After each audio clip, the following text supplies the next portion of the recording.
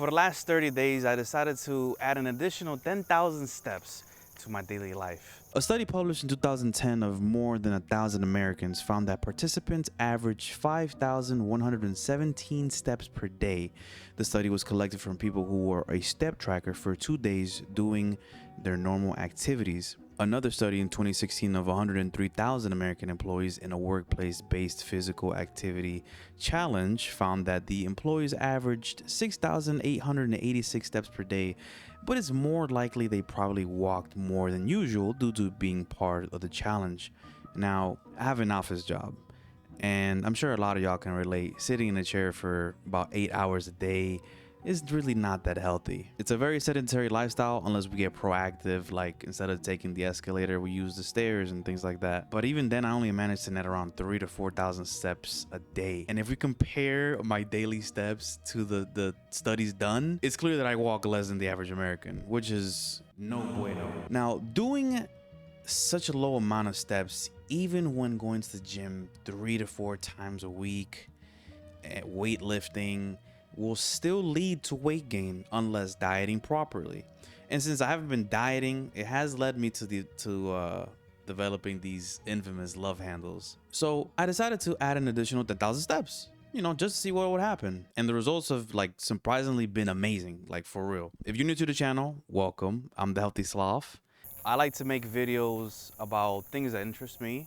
Usually they're based on challenges or diets, usually inspired by other videos out there, and most of the time also inspired by lack of videos out there. Really just things that I feel like it would be worth doing for us average folk, nothing too crazy.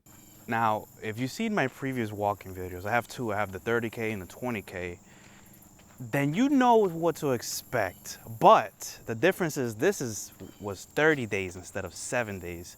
I somehow committed to it. It was really originally going to be 7 days as well, but now I made it 30 days, and man, I'm glad that I did because the results are amazing for sure. I started the challenge Friday, August 9th, 2024, weighing in at 179.8 pounds, measuring 15 inches for the neck, 37 inches for the waist, and 36 inches for the hip.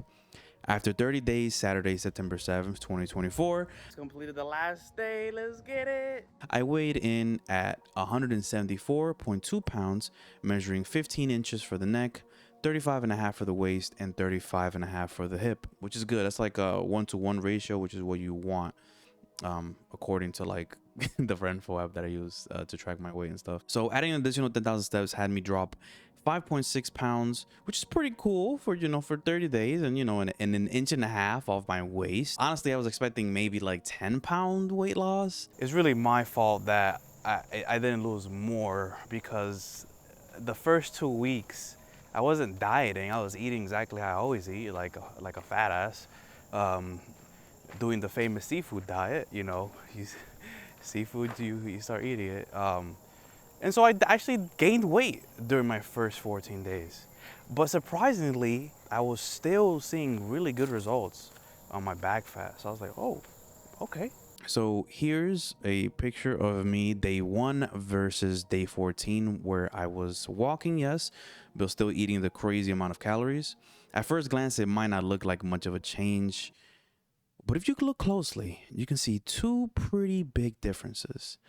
The folds are kind of folding in a little bit day 1, and on day 1 you can see my hip area is kind of more roundish, while on day 14 it's a little bit less of the fold and it's kind of straightened out a little bit.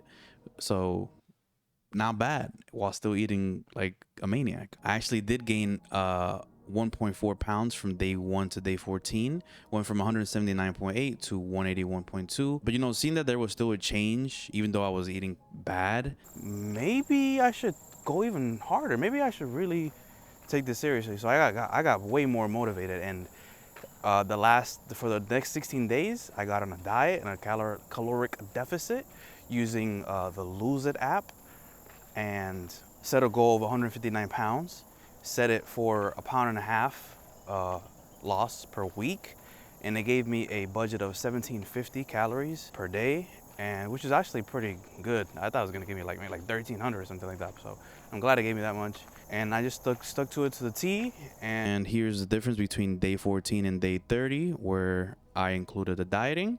Day 14, I weighed in at 181.2, and day 30, I weighed in at 174.2, and that's a 7-pound weight loss in 16 days.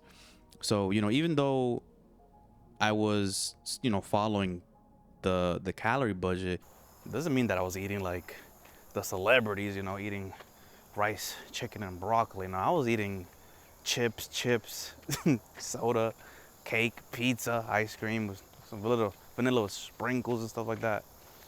But I just made sure to not pass my calorie limit. Some days I did, maybe put like 50 or 100, but I just made sure not to like go over by like more than that. Now let's look at day 1 and day 30. Holy, the comparison is insane. Look at this. To me, that is a pretty big difference. Like, it's clear as day for sure. Now, for this challenge, the only thing that I did that I guess you could say maybe skewed it, not really that much, but a little bit, I guess. For the first 4 days, I did jog 1 mile every day. So, out of the 30 days, 4 days.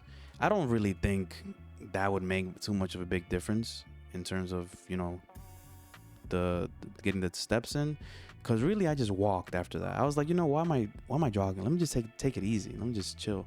And I just walked. So, and the reason why I was jogging is because I was trying to expedite the steps. I was like, okay, if I run, I'll be able to get my steps done faster, la la la. But I was like, no, let me stick with the zone 1, zone 2 cardio, which is primarily burning fat. But I understand a lot of the purists would be like, should have titled the 26-day video, buddy. For the rest of the time after those 4 days, I just started just to walk. One of the reasons why I really wanted to just walk is to help those and to like kind of motivate y'all, like to show you that walking is a viable option, that you don't have to run or bike or swim or whatever type of cardio. You don't have to do like crazy ones. And since you're not running, you're not risking injury. Walking is a zone 1 recovery cardio, so you could really just do it multiple times back to back, without like injuring yourself or being really tired. So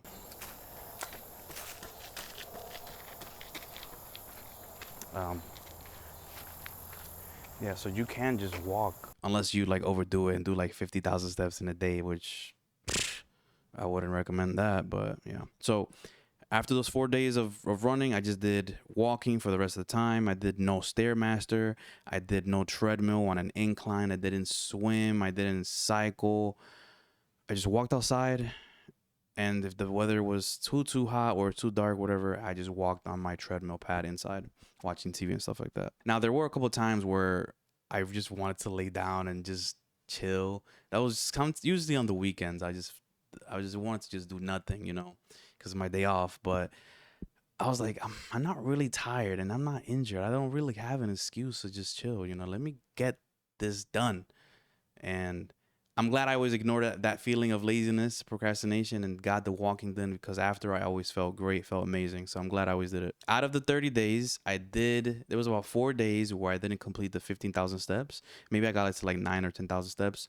But due to like life and stuff like that and activities, I wasn't able to complete the full 15K. So even though I missed 4 days, I was still able to get most of my stuff done and still see the results. So, if you do need to take a break, 1 or 2 days or whatever, then just do it. You don't have to go too crazy. That is pretty much it.